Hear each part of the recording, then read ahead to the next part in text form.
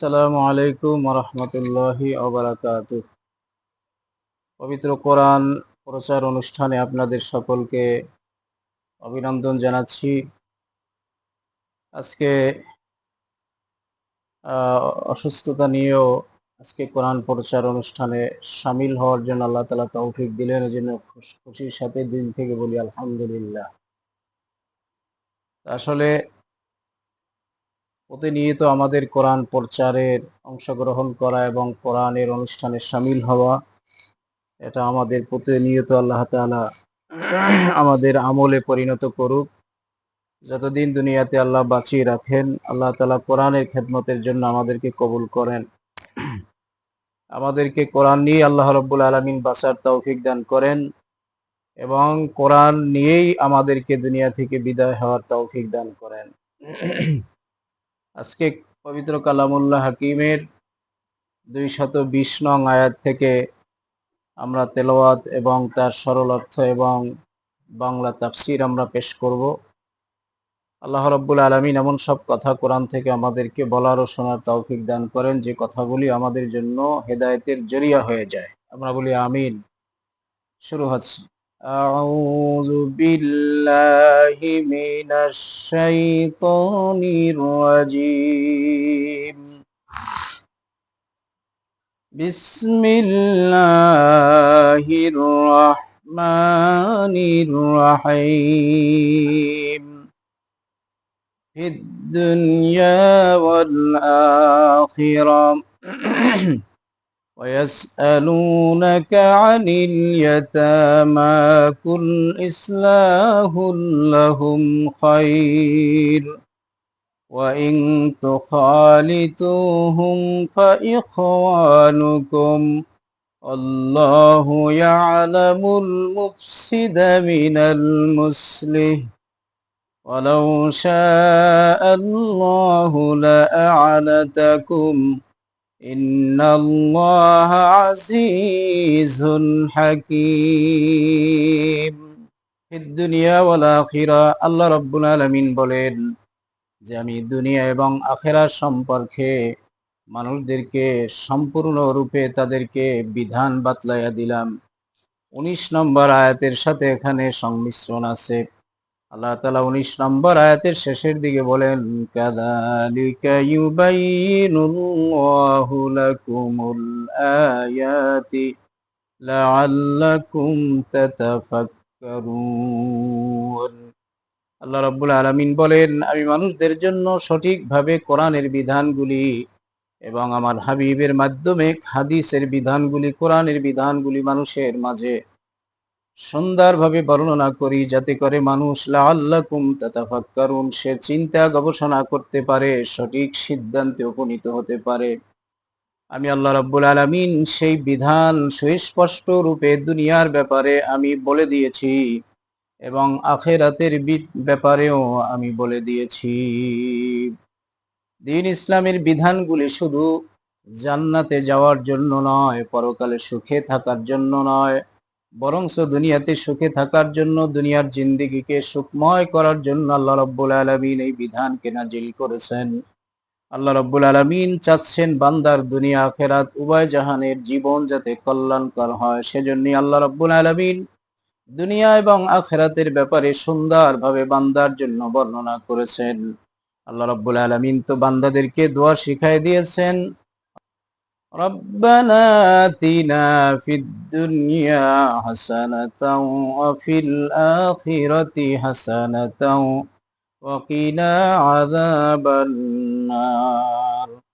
আল্লাহ রাব্বুল আলামিন বলতেছেন হে বান্দা তুমি বলো হে আল্লাহ তুমি আমার জন্য দুনিয়ার জিন্দেগিকে কল্যাণময় করে দাও এবং আখিরাতের জিন্দেগিকেও তুমি কল্যাণময় করে দাও। আল্লাহ রাব্বুল আলামিন যে দোয়া শিখিয়েছেন সেখানে কিন্তু এভাবে বলা হয় না রব্বানা আতিনা ফিল আখিরাতি এবং অফিদ দুনিয়া, আল্লাহ তাআলা এভাবে বলেন নাই। আল্লাহ তাআলা দুনিয়ার জিন্দেগিকে আগে প্রাধান্য দিয়েছেন, অর্থাৎ বান্দার আলমে রুহুর থেকে এসেই তাকে যেই জিন্দেগিটা তাকে কাটাতে হবে, পরীক্ষার জিন্দেগি, সেটা হলো দুনিয়ার জিন্দেগি। এই জিন্দেগিতে যদি সে ঝামেলার জিন্দেগি, অশান্তির জিন্দেগি যদি সে পেয়ে যায়, তাহলে শান্তিতে নিরিবিলি সুষ্ঠুভাবে সে মালিকের ইবাদত বন্দেগী করতে পারবে না। সেজন্য আল্লাহ রাব্বুল আলামিন বান্দাকে দোয়া শিখাই দিলেন, বান্দা তুমি দুনিয়ারও কল্যাণ চাও আর আখিরাতেরও কল্যাণ চাও। আল্লাহ রাব্বুল আলামিন ফিদ দুনিয়া ওয়াল আখিরা বলে দিয়েছেন, আমি সুস্পষ্ট রূপে দুনিয়ার বিধানগুলি এবং আখিরাতের বিষয়ক বিধানগুলি তোমাদেরকে বাতাই দিয়েছি, যাতে করে সম্পূর্ণ রূপে তুমি বুঝতে পারো। আল্লাহ রাব্বুল আলামিন বলেন, ওয়ায়াসআলুনাকা আনিল ইয়াতামা, আপনার কাছে এতিমদের সম্পর্কে প্রশ্ন করা হয়। আপনার কাছে এতিমদের সম্পর্কে প্রশ্ন করা হয়, এতিমদের মালামাল কিভাবে, যারা দায়িত্বশীল, যারা ওলি, যারা অভিভাবক, তারা কিভাবে সেই দায়িত্ব পালন করবে। আল্লাহ রাব্বুল আলামিন এর প্রত্যুত্তরে নবীকে শিখাই দিলেন, হে নবী আপনি বলুন, কুল ইসলাহুল লাহুম খায়র, তাদের উত্তম ব্যবস্থাপনা করা হলো তোমাদের জন্য, মানে কর্তব্য, তাদের জন্য উত্তম ব্যবস্থাপনা করবে। অর্থাৎ তোমরা যাদের এতিমদের অভিভাবক হবে, এতিমদের ওলি হবে, এতিমদের গার্জিয়ান হবে, তাদের এতিমদের যেইটা করলে কল্যাণ হবে, ভালো হবে, সেটা, সেই ব্যবস্থাগুলি তোমাদেরকে বেছে বেছে সেই ব্যবস্থাগুলি তোমাদের অবলম্বন করতে হবে। কারণ এতিমদের অভিভাবক তুমি, তোমার সন্তানের যেভাবে তুমি কল্যাণ চাও, ঠিক এতিমদের জন্য তোমার সেভাবে কল্যাণকামী হতে হবে। ওয়াইন তুখালিতুহুম ফাইখওয়ানুকুম, যদি তারা তোমাদেরই সাথে থাকে, অর্থাৎ তাদের সম্পদ যদি তোমরা সংমিশ্রিত অবস্থায়, যদি সেই সম্পদগুলোকে তোমরা সেই এতিমদের জন্য যদি তোমরা লালন পালন করো, এতিমদের জন্য যদি রক্ষণাবেক্ষণ করো, তবে তো মনে রেখো তারা তো তোমাদেরই ভাই। যখন তাদের সম্পদগুলি তোমাদের সম্পদের সাথে সংমিশ্রণ করে, তোমরা সেগুলোকে বৃদ্ধ করার জন্য, সেগুলোকে বৃদ্ধি করার জন্য, সেগুলোকে রক্ষণাবেক্ষণ করার জন্য তোমরা দায়িত্ব নিবে, তখন তোমরা মনে করবে তারা তো তোমাদেরই ভাই। তোমাদের আপন সহোদর ভাইয়ের কোনো সম্পত্তি যেরকম তোমাদের সামনে দিয়ে কোনো ক্ষতির সম্ভাবনার দিকে তোমরা ফেলে দাও না, সেই সম্পদের ক্ষতি হতে দাও না, ঠিক তোমাদের দায়িত্বে যেই এতিমদের মালামাল এসেছে, তাদের লালন পালনের ভরণ পোষণের দায়িত্বভার তোমাদের উপরে এসেছে, বরং সেই ব্যাপারে তোমাদের সতর্ক সাবধান হতে হবে। তোমাদের মনে করতে হবে অবশ্যই তো আসলে এরা হলো আমারই ভাই। আল্লাহ রাব্বুল আলামিনের হাবিব জনাবে রাসূলুল্লাহ সাল্লাল্লাহু আলাইহি ওয়াসাল্লাম বলেন যে আসলে প্রকৃত মুমিন তো সে, যে ব্যক্তি নিজের জন্য যা পছন্দ করে অন্যের জন্য তা যতক্ষণ পর্যন্ত পছন্দ না করতে পারবে, সে কামিলে মুমিন হতে পারবে না। অবশ্যই তোমার একজন মুমিন হিসাবে, আল্লাহওয়ালা হিসাবে অন্যের সম্পদকে সংরক্ষিত করা তোমার ঈমানি দায়িত্ব। আল্লাহ রাব্বুল আলামিন বলেন, ওয়ালাউ শাআল্লাহু লাআনাতাকুম, আমি আল্লাহ রাব্বুল আলামিন ইচ্ছা করলে তোমাকে কষ্টের ভিতরে ফেলে দিতে পারতাম। এখানে দুইটি অর্থ আসতে পারে। একটি অর্থ হলো ইয়েতিমদেরকে যেভাবে অসহায় অবস্থায় আল্লাহ রাব্বুল আলামিন রেখে দিয়েছেন, অপ্রাপ্ত বয়স্ক অবস্থায় আল্লাহ রাব্বুল আলামিন, অপ্রাপ্ত বয়স্ক অবস্থায় আল্লাহ রাব্বুল আলামিন তার বাবাকে নিয়ে গেছেন, মাকে নিয়ে গেছেন, গার্জিয়ান হারা করে দিয়েছেন। আল্লাহ চাইলে তোমাকে এভাবে এতিম বানাই দিতে পারতেন, আর্থিক অবস্থার দিক থেকে তোমাকে নিম্ন দরজার বানাই দিতে পারতেন। এখন যে তুমি যার দায়িত্ব ভার নিয়েছো, হতে পারতো এমনটাও যে এই ব্যক্তির দায়িত্ব তুমি নিয়েছো, তার দায়িত্ব হয়তো তোমার দায়িত্ব সে নিত এবং তুমি অভাবগ্রস্ত হয়ে যেত। তখন তুমি কোনটা আশা করতে? তুমি তো তার থেকে ন্যায় বিচারই আশা করতে, যে আমার গার্জিয়ান যিনি আছে, অভিভাবক যিনি আছেন, সে আমার প্রতি ন্যায় বিচার করবে না, এরকম একটা ভরসা যেরকম তুমি তার উপরে করতে, অবশ্যই তোমার উপরে যেই অভিভাবক, যেই এতিম তোমার ঘরে আছে, তোমার অধীনে আছে, সেও তো তোমার প্রতি আত্মবিশ্বাস যে আমার অভিভাবক কখনই আমার সাথে অবেইনসাফি এবং অবিচার করবে না। আল্লাহ রাব্বুল আলামিন মানুষকে যে কোনো সময় মুসিবতের মধ্যে ফেলে দিতে পারেন। যে গরিবকে দেখে আমরা ঘৃণা করি, সেই গরিব আল্লাহ তাআলা আপনাকে আমাকে বানাই দিতে পারতেন। আমরা যে গরিবদেরকে এভাবে চৌরাস্তার মাথায় আমরা ভিক্ষার ঝুলি কাঁধে নিয়ে আমাদের কাছে ভিক্ষা করতে দেখি, বাসন সামনে নিয়ে চৌরাস্তার মাথায় কান্নাকাটি করতে দেখি, আল্লাহ তাআলা ওই অভাবগ্রস্ত আপনাকে আমাকেও বানায় দিতে পারতেন। কিন্তু আল্লাহ রাব্বুল আলামিন সেই ব্যবস্থা না করে আল্লাহ তাআলা দুমুঠা ঠিক মতো খেতে দিতেছেন, পড়তে দিতেছেন, শান্তিতে রাখতেছেন। আল্লাহ রাব্বুল আলামিন ওয়া ইন তুখালিতুহুম ফা ইখওয়ানুকুম বলে আমাদেরকে শুকরিয়া আদায় করার জন্য বলেছেন এবং তাদের সম্পদ সুষ্ঠুভাবে তাদের কাছে পৌঁছায় দেওয়ার জন্য বলেছেন। আল্লাহ তাআলা এদিকে ইঙ্গিত করতেছেন, অবশ্যই আমি তোমাকে স্বাবলম্বী রেখেছি। এতিমদের মাল খাওয়া তোমার কখনোই উচিত নয়, কারণ এতিমদের মাল যারা খায় আল্লাহ রাব্বুল আলামিন তাদের ভয়াবহতা সম্পর্কে সূরা নিসার মধ্যে আলোচনা করতেছেন, সেটা আমি পরে বলতেছি। আল্লাহ বলতেছেন, আল্লাহু ইয়ালামুল মুফসিদা মিনাল মুসলিহ ওয়ালাউ শাআ আল্লাহু লাআনাতাকুম ইন্নাল্লাহা আজিজুন হাকীম। আল্লাহ রাব্বুল আলামিন সূরা নিসার ভিতরে আয়াত নাজিল করেন, ইন্নাল্লাযীনা ইয়াকুলুনা আমওয়ালাল ইয়াতামা যুলমান ইন্নামা ইয়াকুলুনা ফি বুতুনিহিম নারা ওয়া সায়াসলাউনা সাঈরা। নবী করিম সাল্লাল্লাহু আলাইহি ওয়াসাল্লাম মসজিদে নববীতে বসে অথবা বিভিন্ন জায়গায় বসে যখন সাহাবায়ে কেরামদেরকে এতিম প্রতিপালন করার ফজিলত সম্পর্কে বুঝাইতেছিলেন, নবীজি বলছেন, যেই ঘরের মধ্যে এতিম থাকে ওই ঘরের মধ্যে অহরহ আল্লাহর আসমান ফেরে রহমত নাজিল হতে থাকে।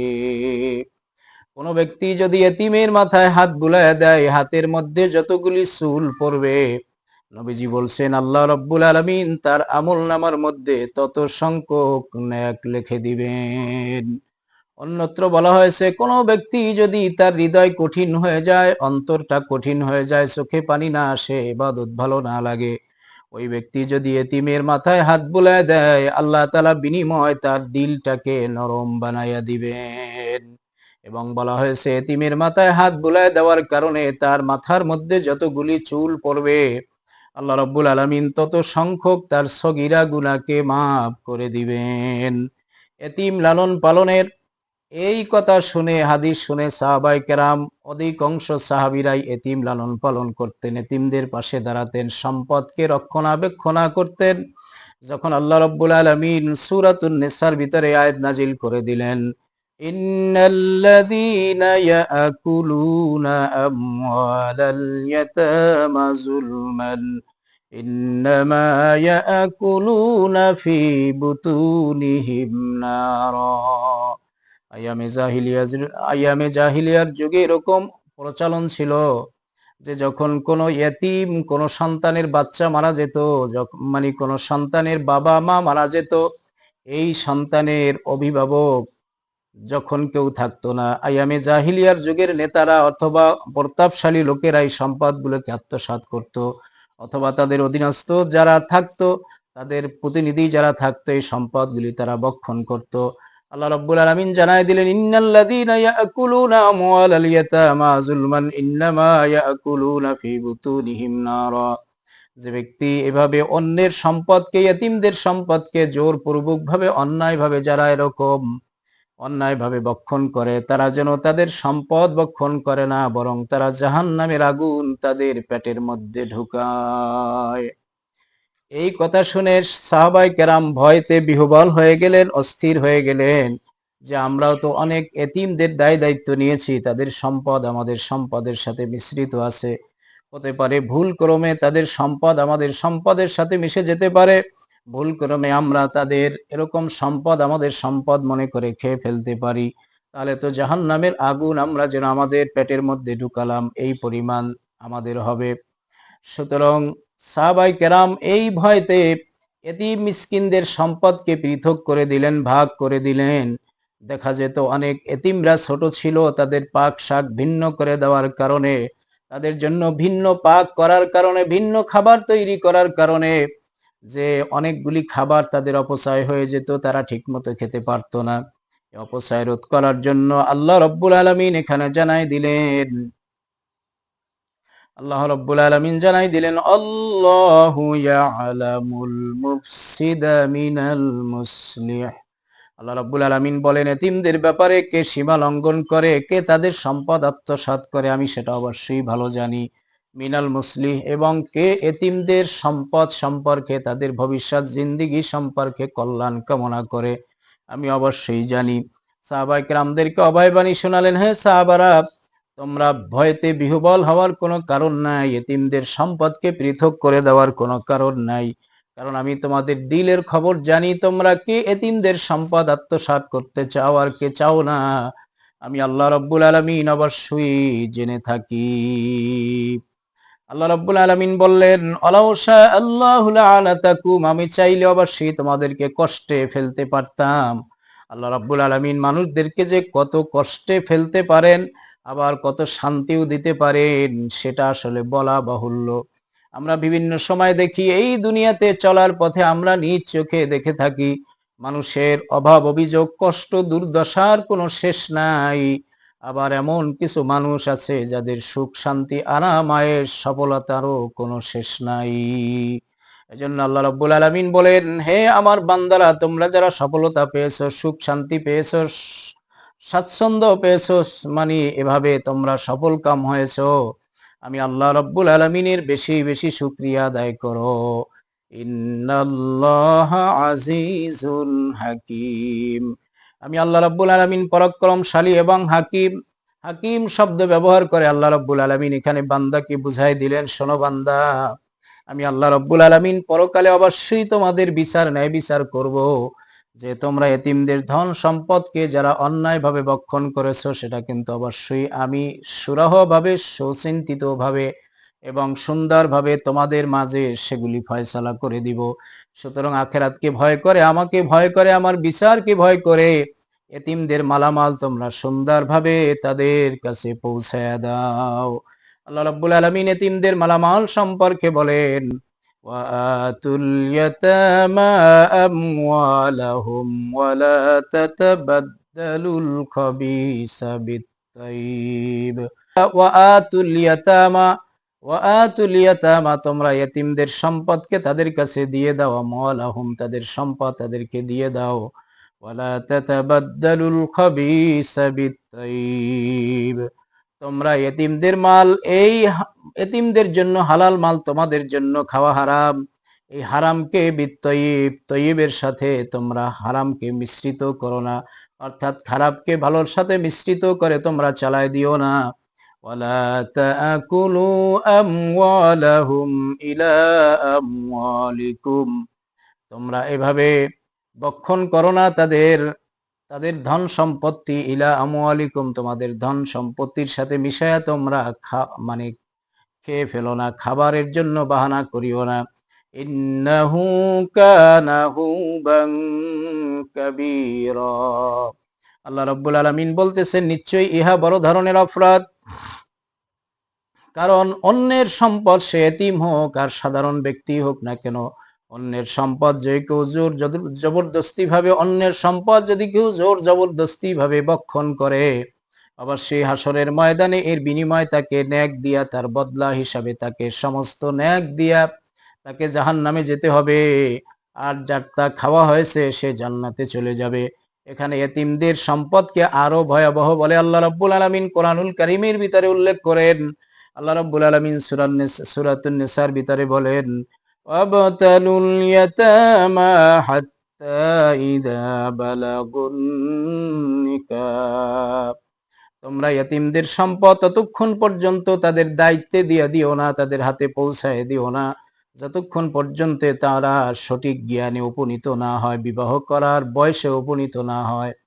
فإن آنستم منهم رشدا فادفعوا إليهم أموالهم, তাদেরকে পরীক্ষা করো, তাদের জ্ঞান সম্পর্কে পরীক্ষা করো, তারা সঠিক জ্ঞানের অধিকারী না হওয়া পর্যন্ত তাদের সম্পদ তাদের হাতে পৌঁছায় দিও না। কোনো ব্যক্তির বাবা মা মারা গেছে, তার চাচা আছে, তার মামা আছে, তার খালা আছে, এইভাবে আত্মীয় স্বজন যারা আছে, কিছুদিন এই সম্পদ লালন পালন করার পরে অপ্রাপ্ত বয়স্কী তাদের হাতে তুলে দেওয়া যাবে না। যতক্ষণ পর্যন্ত সে সঠিক জ্ঞানের অধিকারী না হয়। এখানে আল্লাহ রাব্বুল আলামিন তাদের জ্ঞানকে পরীক্ষা করার জন্য বলেছেন, অর্থাৎ এখানে বালেগ হওয়া কোনো শর্ত নয়। অনেক সন্তান এতিম আছে, কিন্তু সে বালেগ হওয়ার আগেই জ্ঞান সম্পন্ন হয়ে গেছে। মাঝে মধ্যে বিভিন্ন হিসাব নিকাশ তার হাতে তুলে দিয়ে পরীক্ষা করতে হবে যে আসলে সে অ্যাডাল্ট বা সঠিক বয়সে উপনীত হয়েছে কিনা, সে সঠিক পরিচর্যা করতে পারবে কিনা। যখন দেখা যাবে তার সম্পদ সে সঠিকভাবে পরিচালিত করতে পারবে, সে দেখাশোনা করতে পারবে, তখন কেবল তার হাতে তুলে দেওয়া যেতে পারে। ওয়ালা তাকুলু ইসরাফাও ওয়া দারান আইয়াকবারু।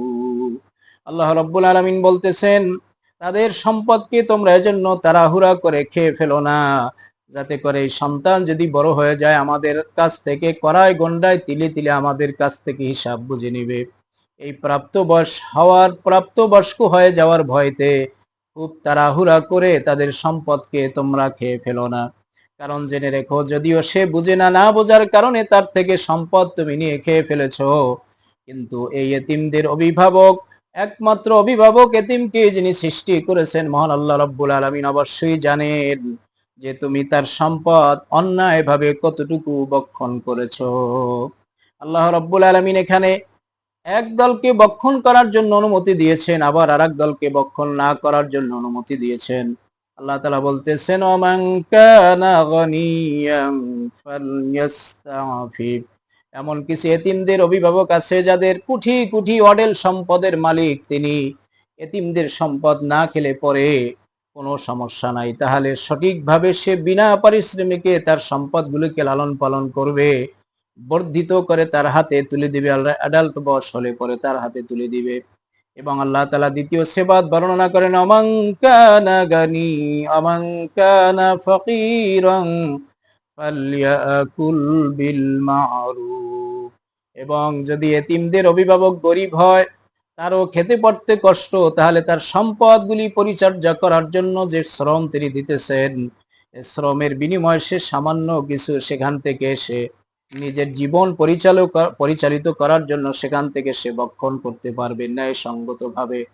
এমন বেশিও নয় যে সেই সম্পদ অতিরিক্ত মাত্রায় সেখান থেকে নেওয়া হয়েছে, অর্থাৎ সঠিকভাবে সেখান থেকে সে বক্ষণ করতে পারবে। فَإِذَا دَفَعْتُمْ إِلَيْهِمْ أَمْوَالَهُمْ فَأَشْهِدُوا عَلَيْهِمْ।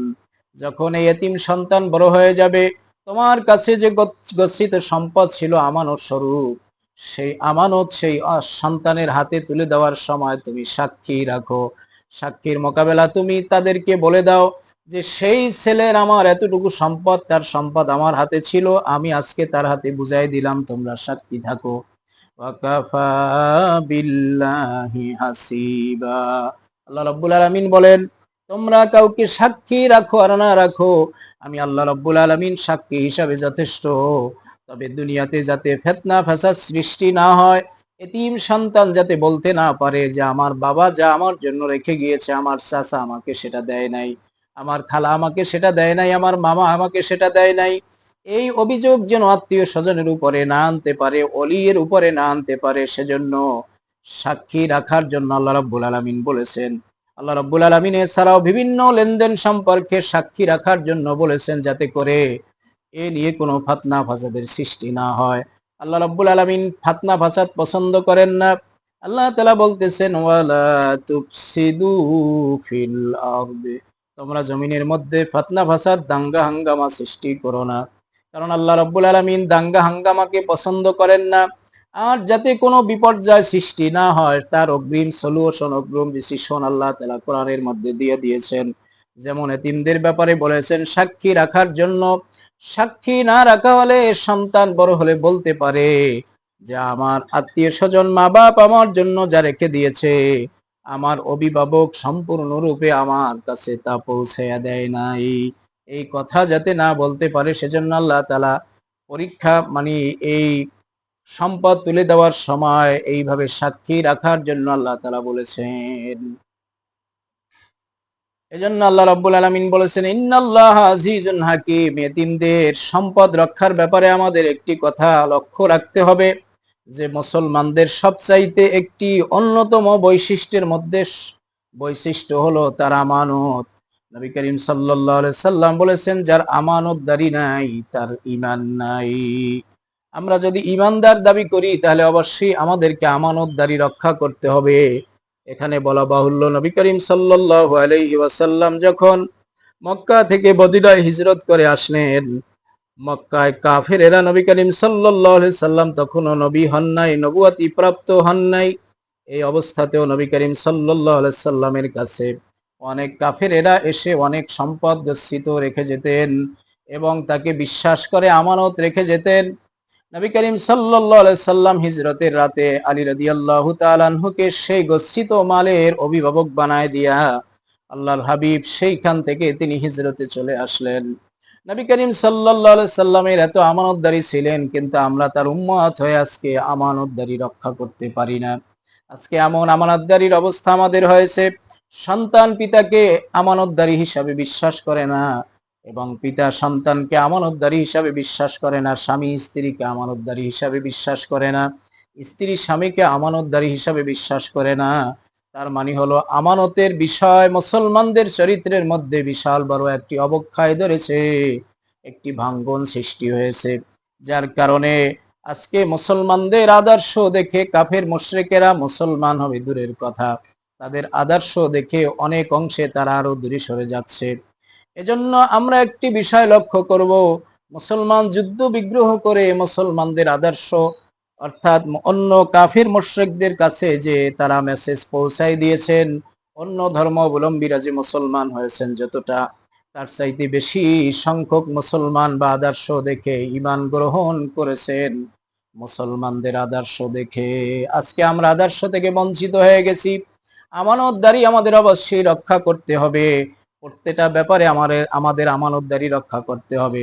আমি যদি পরিবারের প্রধান হই তাহলে পরিবার সম্পর্কে আল্লাহ তাআলা আমাকে আমানতদারি দিয়েছেন, সেই পরিবারকে দ্বীনের উপরে পরিচালনা করা, সুশিক্ষায় শিক্ষিত করা, তাদের ভরণ পোষণের ব্যবস্থা করা, এটা সঠিকভাবে আমাদের উপরে আমানতদারি এসেছে। আল্লাহ রাব্বুল আলামিন সমস্ত আমানতদারি সম্পর্কে জিজ্ঞাসা করবেন। আর এতিমদের মালের সম্পর্কে তো আমাদেরকে অবশ্যই সতর্কতা অবলম্বন করতে হবে। আল্লাহ রাব্বুল আলামিন যেহেতু সূরা দোহার ভিতরে আল্লাহ রাসূলকেই বলেছেন, লাম ইয়াজিদকা ইয়াতীমান ফাআওয়া, হে নবী আপনাকে আমি কি এতিম হিসাবে পাইনি? আমি আপনাকে এমন অবস্থায় পেয়েছি, আপনার বাবা ছিল না, মা ছিল না, আপনার জোরের কোনো বন্ধু বান্ধব ছিল না। এই নিঃসহায় অসহায় অবস্থা থেকে আমি আপনাকে মুসলিম রাষ্ট্রের প্রধান প্রধানমন্ত্রী অর্থাৎ আপনাকে প্রধান পরিচালক বানায় দিলাম, ইসলামী রাষ্ট্রের প্রধান বানায় দিলাম, সম্মানে মর্যাদা আপনাকে এত বেশি বাড়ায় দিলাম। আল্লাহ রাব্বুল আলামিন বলেন, ওয়ারাফা'না লাকা যিকরাক, সেই এতিম মিসকিন থেকে আপনাকে উঠাই নিয়ে আমি মর্যাদার সর্বোচ্চ স্থানে আমি আপনাকে বসায় দিলাম। আমি আল্লাহর পরই যার স্থান এবং মর্যাদা তিনি হলেন বিশ্ব নবী। এ নবী, আপনি কি লক্ষ্য করেছেন এতিম অবস্থায় আপনাকে পেয়েছি? আওয়াজাদাকা দাল্লান ফাহাদা, আমি আপনাকে পথভ্রষ্ট অবস্থায় পেয়েছি, অর্থাৎ কোরআনের সঠিক কোনো দিক নির্দেশনা আপনার কাছে ছিল না, আমি দয়া করে আপনার কাছে দিয়ে দিয়েছি। আওয়াজাদাকা আইলান ফাআগনা, আমি আপনাকে ক্ষুধার্ত অবস্থায় পেয়েছি, আপনাকে ক্ষুধার যাতনা নিবারণ করেছি। ফাআম্মাল ইয়াতীমা ফালা তাকহার, সুতরাং আপনার কাছে যখন কোনো এতিম আসে তখন আপনি তাদেরকে ধমক দিয়েন না। ওয়া আম্মাস সাইলা ফালা তানহার, এবং আপনার কাছে যখন কোনো এতিম মিসকিন সাইল করবে, অভাবগ্রস্তরা সাইল করবে, তখন আপনি তাদেরকে ধমক দিয়া তাড়াইয়া দিবেন না। ওয়া আম্মা বিনি'মাতি রাব্বিকা ফাহাদ্দিস, সমস্ত নেয়ামত সম্পর্কে হাসরের ময়দানে জিজ্ঞাসা করা হবে। এখানে সূরা থেকে আমি কি বোঝাতে চাইলাম, আল্লাহ তাআলা সূরা দোহার ভিতরে নবীকে স্মরণ করায় দিলেন, এতিম অবস্থায় আমি আপনাকে পেয়ে আশ্রয় দিয়েছি, আপনাকে পথভ্রষ্ট অবস্থায় অর্থাৎ দিক নির্দেশনা ছাড়া পেয়ে আমি আপনাকে কোরআন এবং হাদিস দিয়া সঠিক একটা দিক নির্দেশনা দিয়েছি। ওয়াজাদাকা আইলান ফাগনা, এবং আপনাকে ক্ষুধার্ত অবস্থায় পেয়েছি, ক্ষুধা নিবারণ করেছি। আপনাকে এতিম অবস্থায় পেয়েছি, সুতরাং আপনি নিজে একজন এতিম ছিলেন, আপনি অসহায় ছিলেন। সুতরাং এতিম মিসকিন অসহায় যখন আপনার কাছে এসে কিছু সায়েল করবে, আপনি আপনি তাদেরকে ধমক দিয়া তাড়াইয়া দিবেন না। নবী করিম সাল্লাল্লাহু আলাইহি ওয়াসাল্লামকে এইভাবে এতিম মিসকিনদেরকে ধমক দিয়া তাড়াই দিতে নিষেধ করেছেন। সুতরাং এই কথা থেকে আমাদের উম্মতে মুহাম্মাদি অর্থাৎ কিয়ামত পর্যন্ত আনেওয়ালা সমস্ত বান্দাদেরকে আল্লাহ তাআলা বলতেছেন, খবরদার ইয়েতিমদের হক তোমরা আদায় করবে। আল্লাহ রাব্বুল আলামিন ইয়েতিমদের হক আমাদেরকে পুরাপুরি ভাবে আদায় করার মতো তৌফিক দান করেন।